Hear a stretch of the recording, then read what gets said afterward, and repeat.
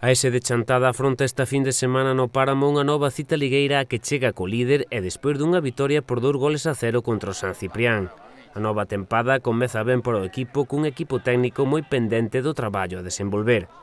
Pois empeza ben a historia para o Chantada nesta primeira regional, no grupo 3. E bueno, quizáis este partido contra o San Ciprián viuse o mellor Chantada do que levamos, incluindo a pretemporada do período non competitivo e este período competitivo xa nesta terceira xornada.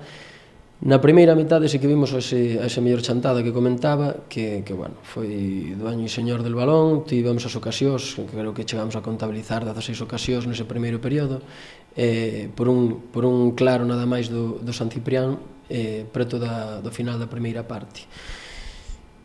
Deuse logo despois un pequeno contraste no que hai esa coincidencia na que nós facemos gol.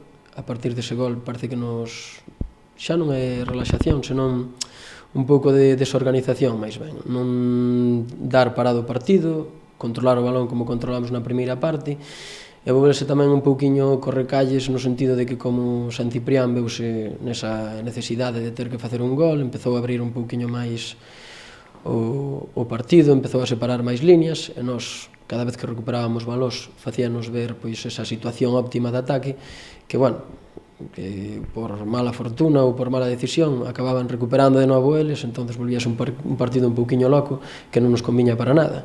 De feito, hasta o segundo gol, a segunda acción que é xogada de Foci dentro do área que acaba culminando pois Cristian, pois non tivemos esa tranquilidade, non? Que xa nos daba pois o partido de cara. Pero bueno, no positivo quedámonos con esa primeira parte que sí que vimos un Chantada que pode, sobre todo nos partidos da casa, podemos ser dominadores e ser quen ofrezca pois o fútbol, ou digamos que faga a proposta máis clara dentro do partido. Bueno, e co resultado tamén, que é moi importante. Sí, exactamente, os resultados teñen que vir tamén. Estamos de colíderes co Foz, que bueno, xa sabíamos a priori que iba a ser un dos equipos que vai estar aí neses primeiros postos e loitando por o ascenso. Pero bueno, ao final son 3 xornadas, 9 puntos é un número que noutras 3 xornadas pode variar moitísimo en canto en clasificación, entonces nós na nosa liña, seguir traballando moitísimo, que é o que nos define un pouquiño quizáis con respecto a outros equipos desta categoría, non? Que equipos que aposten por 3 días de sesión máis partido, pois seguramente non sexan nin a mitad dos equipos da competición. E, bueno, evidentemente o plantel que supoño, espero que nos dé esas garantías para estar nos primeiros postos durante toda a tempada. Páramo, a priori, é un equipo que ven de 2 derrotas consecutivas e un empate esta fin de semana pasada, e, bueno, ao final, por referencia, sempre son equipos que ao mellor sí que esperabas máis deles a principio de temporada, e pódese volver algo engañoso, non? Dicir, ven dun doble partido perdido e agora un empate fora da casa.